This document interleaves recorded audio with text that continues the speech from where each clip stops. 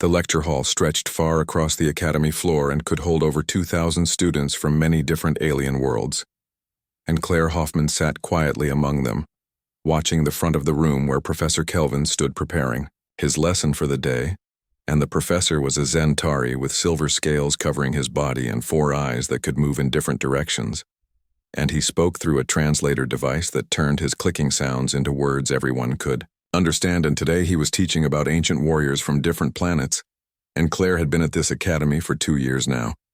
studying to become a bridge between different species in the galaxy, and she was one of only a few humans. Here and most of the other students came from what they called garden worlds, which were peaceful planets with gentle weather and few dangers. But Earth was different, and Earth was classified as a death world, which meant it was a dangerous place, where only the strongest could survive. And this made many alien students nervous around her and the other death world students, and she had gotten used to the way some students moved away when she sat near them, or how they whispered when she walked. Past and today, Professor Kelvin was showing holograms of famous warriors from across the galaxy. And the first one was a massive creature in black armor who had conquered 17 star systems, and students took notes and whispered to each other about the brutal campaigns this warrior had led. And then Kelvin changed the hologram to show another warrior.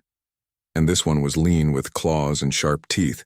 and had created new ways of fighting that were still taught in military schools across space. And Claire watched all of this with interest, but she seemed to be waiting for something specific, and then the hologram changed again, and the room became very quiet, and the figure that appeared was about 2 meters tall, wearing old metal armor and leather and holding a curved sword in one hand and a round shield in the other. And his face was weathered with scars, and his eyes were a striking blue that seemed to look right through anyone watching. And Professor Kelvin explained that this warrior was from Earth and from a time over 3,000 years ago, when humans used bronze and iron weapons instead of advanced technology. And he told the class that this man had conquered over 5 million square kilometers of land, and had defeated armies that were 10 times larger than his own forces, and in his whole life he had fought in more than 100 major battles, and had never lost even once, and the students began to murmur in disbelief. And one Zentari student raised a limb and asked if this could really be true because no commander could have such a perfect record. And Kelvin assured them that human records were very detailed and accurate, and this warrior's achievements were well documented. And another student asked what kind of advanced weapons this warrior must have had to be so successful. And Kelvin zoomed the hologram closer to show the simple weapons, and explained that there were no guns or lasers or energy shields and just swords and spears and bows and arrows and discipline and tactical thinking. And the room erupted with shocked chatter because they could not understand how anyone could dominate so completely with such basic tools. And a Krell student with clicking mandibles asked who this warrior was and what his name had been. And before Kelvin could answer, a quiet voice spoke from the middle section of seats and said, "Alexander." And everyone turned to look at Claire, who had spoken the name in a clear, calm voice, and she continued saying his full name was Alexander III of Macedon, and he was also called Alexander the Great, and he was born 356 years before the Common Era, and died at age 32 in the year 323 before the Common Era. And Professor Kelvin looked at her with his 4 eyes focused intently, and said she was correct, and asked if she was familiar with her world's military history. And Claire smiled slightly, and said, "You could say that." And Kelvin asked her to explain to the class what made this Alexander so special, when Earth had produced many warriors throughout its long history. And Claire stood up, as was proper, when addressing the whole class, and she explained that Alexander was exceptional because he could read a battlefield and change his tactics instantly. And he led his troops from the front, charging into battle with them, which made his soldiers incredibly loyal. And he was wounded many times, but never stopped fighting. And she gestured to the hologram and said he had vision beyond just conquest, and he founded over 20 cities and spread knowledge across 3 continents and tried to create a unified empire that mixed different cultures together. And Kelvin asked about his methods and how he won against larger armies, and Claire explained that Alexander used innovation and speed, and he perfected a formation called the Macedonian phalanx, which was rows of soldiers with long spears that were almost impossible to break through from the front, and he used cavalry like a hammer smashing into enemy sides, while the phalanx held them in place. and his army could move faster than anyone thought possible, sometimes covering over 40 kilometers. In a single day, and a floating whisperfolk student drifted forward and asked how he kept winning when his enemies learned his tactics. And Claire's smile grew wider, and she said he never used the same tactic twice if he could avoid it. And at a battle called Gaugamela, he fought on a huge plain against an army 3 times his size and won by attacking the enemy commander directly. And at a river called Hydaspes, he faced war elephants for the first time and created new tactics right there on the battlefield to counter them, and he was completely unpredictable. And Professor Kelvin observed that she spoke with considerable knowledge and asked if she had studied this particular historical figure extensively, and Claire repeated, "You could say that," with that same mysterious smile. And Kelvin sensed something beneath the surface and asked if there was something she wanted to share with the class, and the entire room went silent, and 2,000 students waited for her answer. And Claire looked at the hologram and at the weathered face of the ancient warrior, and at those piercing blue eyes that had looked upon the world 3,000 years ago. And then she looked back at the professor and spoke slowly and clearly, and said that Alexander III of Macedon was her grandfather, and she explained that he was 78 generations removed, but her grandfather nonetheless, and the silence that followed was complete and absolute, and no one moved or spoke. And finally a Krell student burst out with clicking laughter and said this was impossible, because that was 3,000 years ago, and no family line could be traced back so far. And Claire turned to face the speaker with a patient expression, and explained that humans kept very detailed family records, and the royal bloodline of Macedon was especially well documented, and her family descended from Alexander's half-sister named Thessaloniki, and Professor Kelvin asked for proof of such an extraordinary claim. And Claire pulled out her data device and transmitted a file to the main display, and the hologram changed to show a massive family tree with thousands of names and dates and genetic markers scrolling past. And she explained that her family had maintained these records for over 300 generations, and the genetic proof had been verified by Earth's Historical Preservation Society, and Kelvin looked at her official academy file and noted her exceptional scores in military history and tactical studies, and said he had assumed this was natural talent and hard work. And Claire said it was both, but she may have had certain advantages in how she approached tactical problems, because her family had always emphasized specific ways of thinking and principles of warfare that she later realized came directly from Alexander's documented strategies. The next 3 days at the academy were unlike anything Claire had experienced since arriving, and news of her connection to Alexander spread across the campus incredibly fast, and she found herself at the center of attention everywhere she went. And some of that attention was positive because students from warrior cultures wanted to talk with her about military history and tactics, and a pair of Krell siblings who were bound by honor codes sought her out to discuss ancient battle strategies. And a Verdant Pack member named Scrath came to ask questions about human warfare traditions, because they saw her bloodline as something worthy of respect and a connection to the old ways of combat that their own cultures valued highly. But much of the attention was negative, and Garden World species gave her even more space than before. And the Whisper folk filed an official complaint with the Academy administration, claiming that her presence made them feel unsafe, and a group of harmonic students whose crystalline bodies reflected light in rainbow patterns started circulating a petition that demanded all Deathworld students be separated into different educational facilities, away from peaceful species. And Claire handled it all with quiet dignity, and tried not to show how much it hurt, because she had come to this academy hoping to prove that humans could fit peacefully into galactic society, and instead she had become a living symbol of everything that made other species fear Earth. And on the 4th day she arrived at Professor Kelvin's classroom and found it arranged completely differently than usual,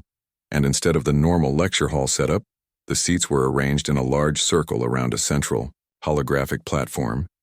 and the atmosphere felt formal and almost ceremonial. And Kelvin stood at the platform with his silver scales gleaming under the lights, and he welcomed the students and explained that today's session would be structured differently than planned. And instead of a simple presentation, they would conduct a tactical analysis exercise where Claire would explain one of Alexander's famous battles, and then other students would propose how they might have countered his strategies. And Claire felt nervous because this was not what she had prepared for, but before she could speak, Commander Vex interrupted, and he was a senior Krell student who worked as the tactical instructor's assistant, and he said with challenge in his voice that if she claimed descent from the greatest tactical mind of ancient Earth, then surely she could defend his reputation in a simple academic exercise. And Claire recognized the challenge immediately because the Krell were a warrior species, and Vex was testing her to see if she was worthy of the heritage she claimed, and she met his many-faceted eyes steadily, and said she could defend it, and asked which battle he wanted to analyze, and Kelvin chose the Battle of Gaugamela, and explained that Alexander's forces numbered about 47,000, while the Persian forces under King Darius numbered somewhere between 100,000 and 200,000, depending on which historical source you consulted, and Alexander achieved total victory with very few losses. And Claire stepped to the edge of the holographic display and studied the ancient terrain as miniature armies appeared in their starting positions, and she explained that the date was October 1st in the year 331 before the Common Era, and Alexander had been fighting in Persian territory for 3 years already, and Darius had gathered the largest army the ancient world had ever seen, and she manipulated the hologram to show the Macedonian position and noted that Alexander's army was exhausted from years of constant fighting, and they were outnumbered at least 2-1, and they faced a force that included 200 scythed chariots and 15 war elephants, and the elite Persian cavalry known as the Immortals and Scrath the Verdant student commented that this sounded like an impossible situation and asked how Alexander could possibly win, and Claire explained that he changed the rules of the battle, and she highlighted Alexander's cavalry position on the right side, and said that instead of trying to match Persian numbers, he concentrated his best forces at key points, and the companion cavalry led by Alexander himself was positioned to strike at the Persian left side, and she showed how the battle progressed and explained that Darius had prepared the battlefield by clearing and flattening the ground to help his chariots. But Alexander anticipated this, and when the Persian chariots charged forward, the Macedonian lines simply opened up and let them pass through harmlessly, and then light infantry attacked the chariots from the sides, and Vex admitted this was clever, but said the main forces would still be completely outmatched, and Claire said this was where Alexander's genius truly showed, and she explained that he did not try to win through grinding down the enemy slowly, and instead he created a gap in the Persian lines by pulling their cavalry away from where Darius commanded, and then he personally led a cavalry charge directly at the Persian king, and the hologram showed a wedge of cavalry smashing through the gap and driving straight toward the center, where Darius sat in his royal chariot, and Claire continued explaining that Darius panicked and ran away. And once the Persian soldiers saw their king retreating, their courage collapsed and the battle turned into a rout, and Alexander chased Darius for 75 kilometers before returning to claim complete victory, and the class sat in silence watching the holographic recreation play out. And even those who feared or disliked Claire had to admit the tactical brilliance on display, and Professor Kelvin asked the students to discuss how this strategy could have been countered, and Vex studied the hologram with his mandibles clicking thoughtfully, and suggested that the Persian error was in command structure, and Darius should not have been on the battlefield where he could be targeted directly, and he should have commanded from a safe location with fast messengers. And Claire acknowledged this was possible, but reminded him that ancient technology limited communication to visual signals and runners, and a commander needed to see the battlefield to make quick decisions, and Vex suggested having multiple commanders, so that losing one would not cause the whole army to collapse. And Claire countered that Alexander had studied his enemies carefully, and knew that Darius had fled from a previous battle, and he deliberately created maximum pressure on the Persian king's mind, and a harmonic student asked, what would have happened if Darius had not fled, and had stood his ground instead? And Claire smiled and said, then Alexander would have killed him in personal combat, because Alexander always led from the front and was wounded many times throughout his career, because he insisted on fighting beside his troops, and at Gaugamela, he was betting he could reach Darius before the Persian numbers overwhelmed his smaller force, and Vex said this seemed reckless, and Claire corrected him, saying it was a calculated risk because Alexander knew his own capabilities and those of his companion cavalry, and they had trained together for years and could break through almost any line if they struck at exactly the right moment. And Kelvin manipulated the hologram to show different scenarios, and asked what would have happened if the Persians had refused to fight and simply withdrawn. to force Alexander to chase them across the Empire,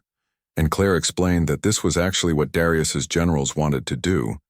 and they proposed using scorched earth tactics and burning crops and poisoning wells to starve the Macedonian army. But Darius's pride would not allow it, because he wanted a big battle to prove his superiority.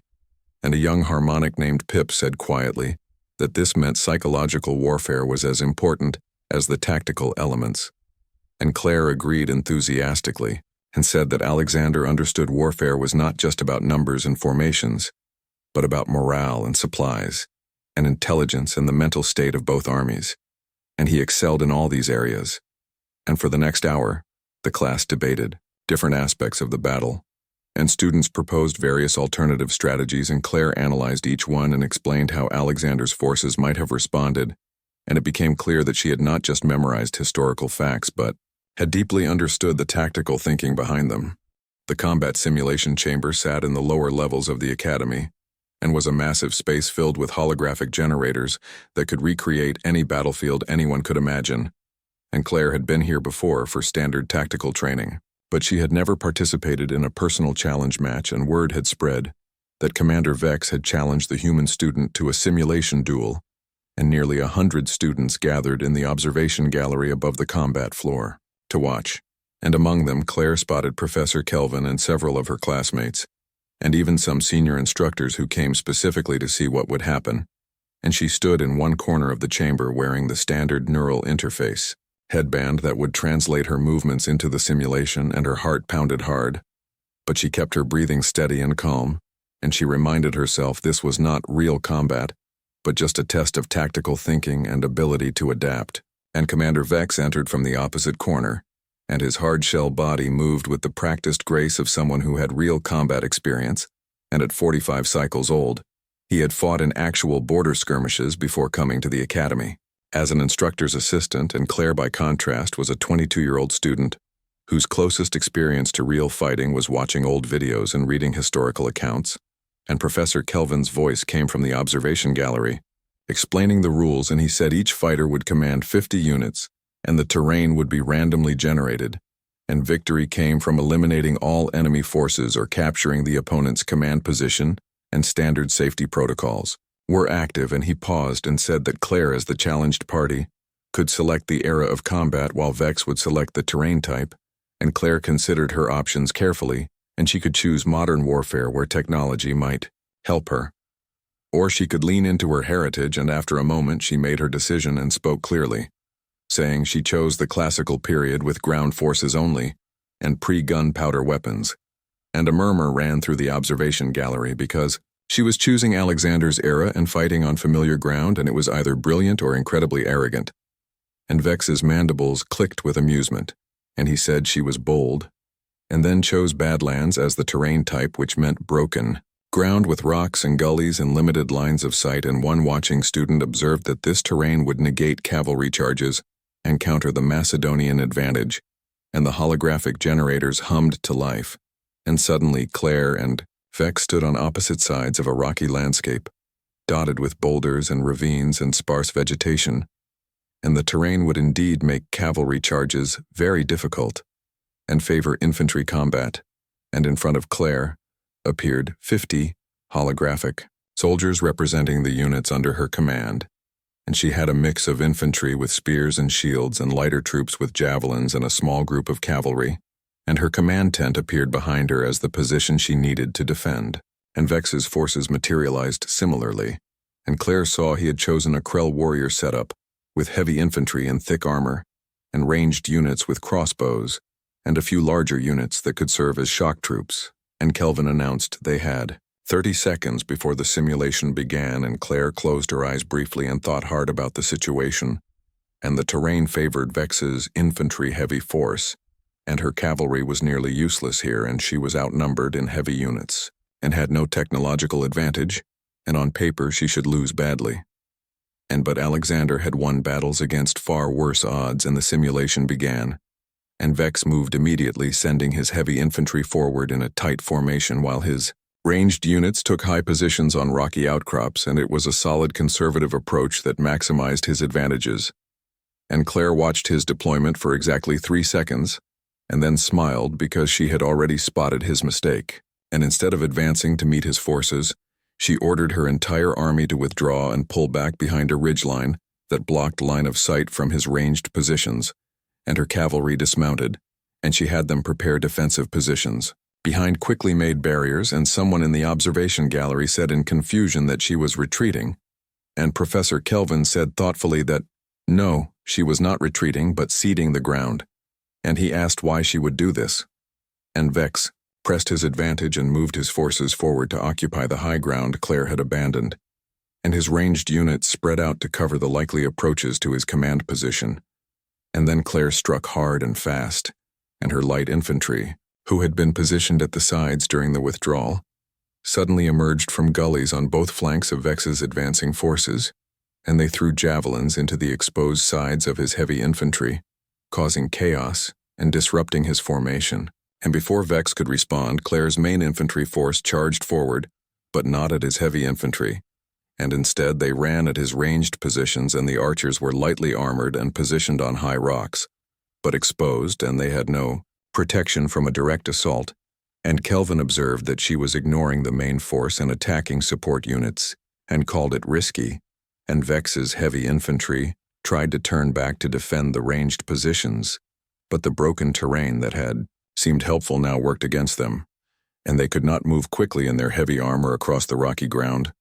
and Claire's infantry reached the first ranged position and overran it fast, and then moved to the next one, systematically eliminating Vex's ability to attack from distance, and by the time Vex's heavy infantry reached the fight, Claire's forces had already withdrawn again, leaving his ranged units destroyed, and Scrath, the Verdun student, murmured that she was using the terrain against him and making his advantages into disadvantages, and the simulation continued for another 20 minutes. And Claire never tried to defeat Vex's heavy infantry directly, and instead, she harassed them and drew them out of position and isolated small groups and slowly reduced his forces through mobility and better positioning. And her cavalry, which had seemed useless at the start, played a crucial role as mobile reserves, and whenever Vex tried to pin down part of her force, the cavalry would dismount and attack from an unexpected direction, and then mount up and withdraw before his heavy units could catch them. And finally, Claire saw her opportunity, and Vex's forces were spread thin, trying to cover too much ground to protect his command position, and she had deliberately drawn them out over the past 20 small fights,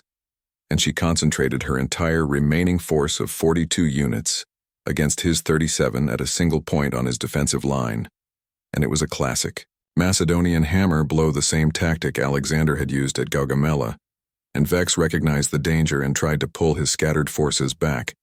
but it was too late, and Claire's unified force smashed through his weakened line and drove straight toward his command tent, and in desperation, Vex personally led his remaining heavy infantry in a countercharge, and for a moment the two forces clashed directly with holographic soldiers fighting hand to hand,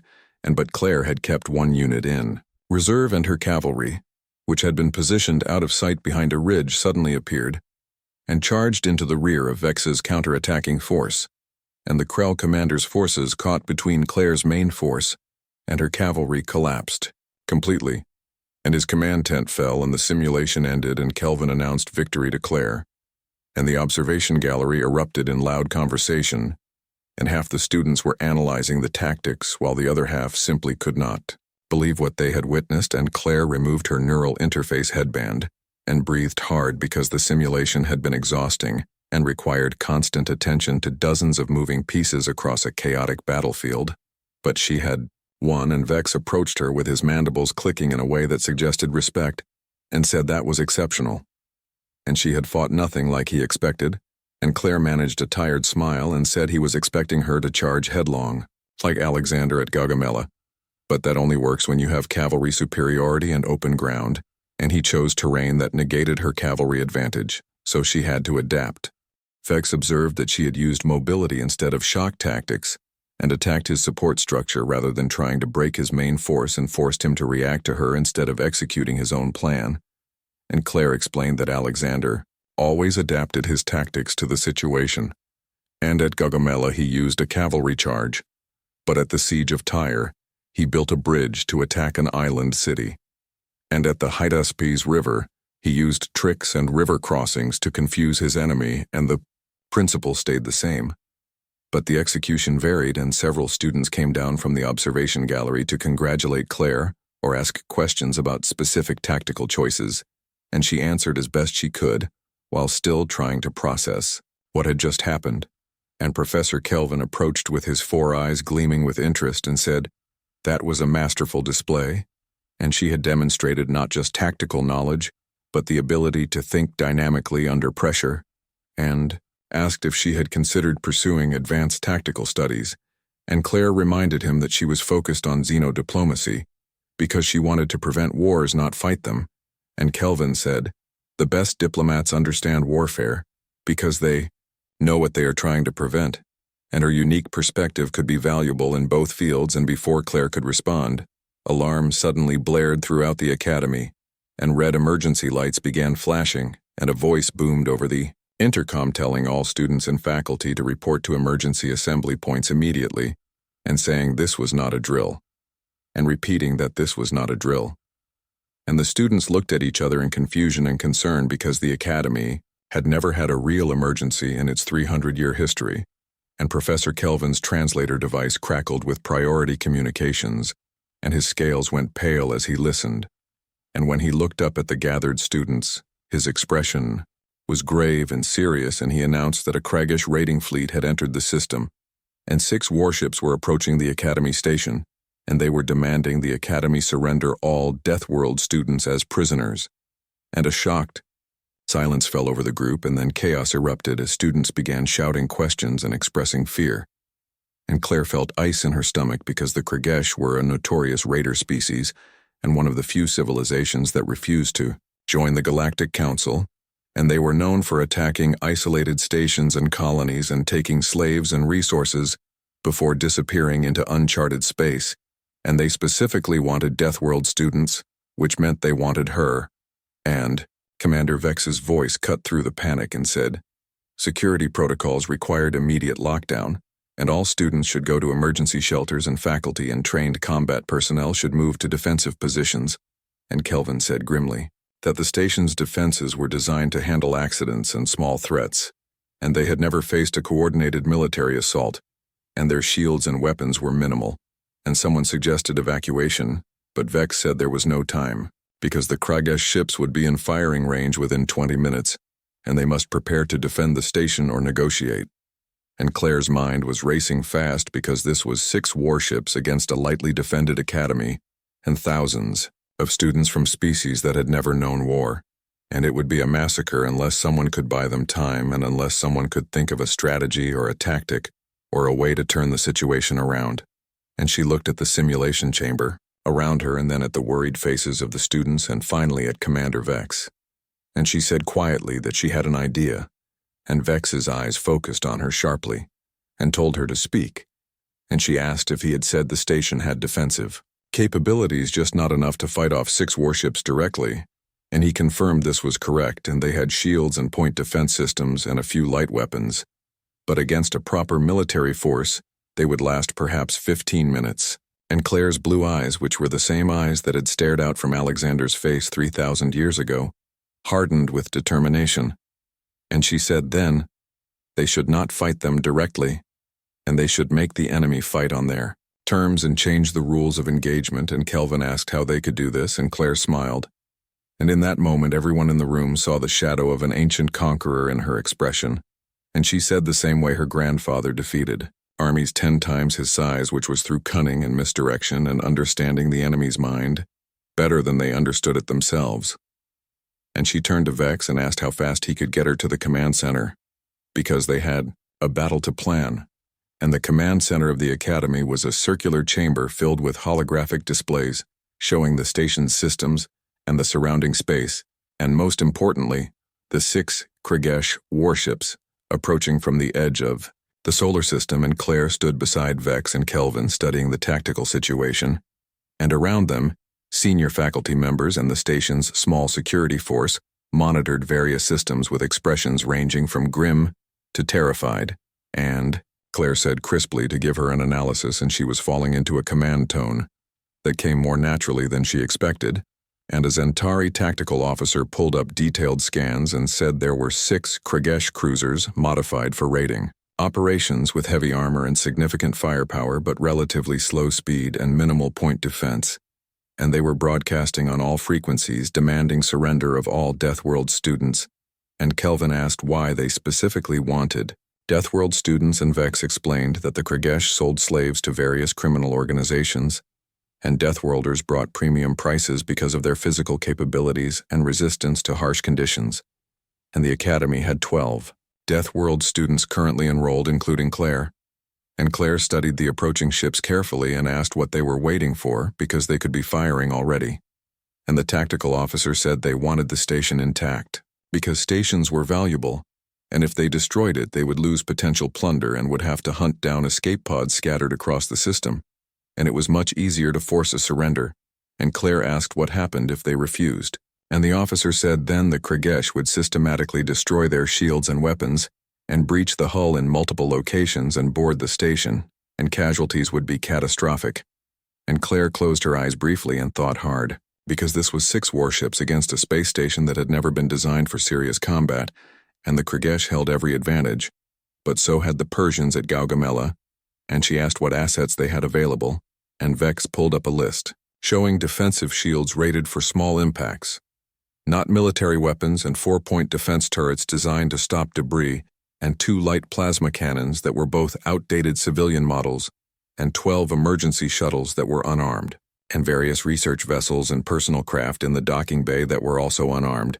And Claire asked about communications and if they could call for help, and Kelvin said this had already been done, but the nearest Galactic Council patrol ship was 4 days away, and military reinforcements would take over a week, and they were completely alone. And Claire studied the hologram watching the Kragesh ships move into formation, and they were confident and moving slowly and making no attempt at hiding or tactical maneuvering, because they expected easy prey, and she murmured that their arrogance was their weakness. And Vex leaned closer and asked what she meant, and Claire said louder that they were not expecting resistance, and they thought the Academy was full of soft garden world academics who would surrender immediately, and they were not taking them seriously as opponents. And Kelvin pointed out that they were not serious opponents because the Kragesh had 6 warships, and they had an academy,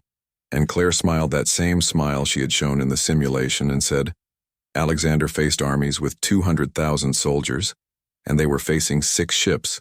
and the principle was the same, and they could not win through direct fighting.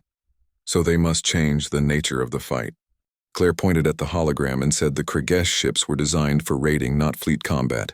which meant they were built for attacking stationary targets and capturing them intact, because they wanted the station functional and the tactical. Officer asked how this helped them, and Claire said it meant the Kragesh had limitations they could exploit, and she turned to Vex and asked how long their shields could last against military weapons, and he calculated quickly and said perhaps 10 minutes at full power. And she asked what if they redirected all station power to the shields, including life support and artificial gravity and everything non-essential. And Vex calculated again and said 25, maybe 30 minutes. But then, they would be dead in space with no weapons and no mobility and nothing. And Claire said that was long enough. And she pointed at the research vessels in the docking bay and asked what their capabilities were. And a human engineer, who was one of the few other Earth natives on staff, pulled up specifications and said they were mostly survey ships and short-range transports with nothing resembling weapons, and some had enhanced sensors, and a few had powerful engines for long missions. And Claire asked about the shuttles, and the engineer said they were standard evacuation craft, with minimal shielding and basic propulsion and life support for 50 people each. And Claire's mind worked rapidly, pulling together pieces of a plan that was either brilliant or insane, and probably both, and she said, here is what they would do. And first they would broadcast a message to the Kragesh, saying they were discussing surrender terms to buy as much time as possible. And Kelvin nodded and moved to the communication station. And second, they would evacuate all non-essential people to the emergency shelters in the station's core and get them behind as many walls as possible. And Vex said that would leave only security and senior staff. And Claire said correct, because everyone else was a potential casualty they needed to protect. And third, She needed every student with combat simulation experience to report to the docking bay along with anyone who had piloting training, and Vex asked what she was planning, and Claire said the Kragesh thought they were weak, so they should prove them right, and then prove them wrong. And over the next 15 minutes, Claire explained her plan in detail, and several times faculty members said it was too dangerous or too risky or impossible, and each time Claire calmly explained the tactical reasoning and the psychological elements and the calculated risks, and she was not her grandfather and not a warrior leading armies into battle, but she was his descendant, carrying the genetic and cultural legacy of the greatest tactical mind of the ancient world. And right now, 2,000 students were depending on her to find a way to survive. And finally, Kelvin returned from communications and said the Kragesh were demanding their response in 5 minutes, and they were losing patience, and Claire said perfect, and told him to send their surrender and tell them they would lower shields and prepare for boarding, and multiple voices exclaimed in shock and asked what she was doing. And Claire said to trust her because they needed the Kragesh to commit, and they needed them to believe they had won. And Kelvin hesitated, but then nodded and returned to communications. And Claire turned to the assembled group and said, everyone should take their positions, and told Vex he was in tactical command of the defense, while she would coordinate from the docking bay. And Vex asked why the docking bay, and Claire said simply because she was the bait, and they wanted Deathworld students, and she was going to make sure they focused on getting her. And before anyone could protest, she was moving and heading toward the docking bay at a run, and behind her she heard Vex giving orders, and systems being activated and the station preparing for combat. And in the docking bay she found a group of students waiting, and they were the ones she had requested, and they included combat simulation, veterans and pilots and volunteers who refused to hide in the shelters, and among them were Scrath the Verdun and Pip the Harmonic, and several Krell students and even a few Garden World species who had overcome their fear to help. And Claire thanked them for coming and said she would not lie to them, and what she was about to ask them to do was extremely dangerous, and some of them might not survive, but if they succeeded they could save the entire station. And she quickly explained the plan, and eyes widened and mandibles clicked, and musical tones of concern rang out. But no one left, and Claire said they had 3 minutes and told them to get to their assigned vessels, and said, may whatever gods they prayed to be with them. And the students scattered to the various research ships and shuttles, and Claire boarded the lead shuttle with Scrath and 2 Krell students serving as her crew.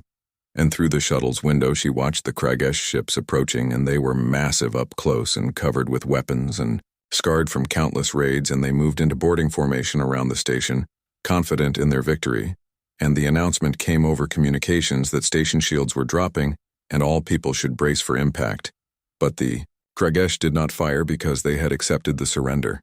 And boarding shuttles began launching from their ships carrying raiding parties to secure the station and round up prisoners. And Claire whispered now.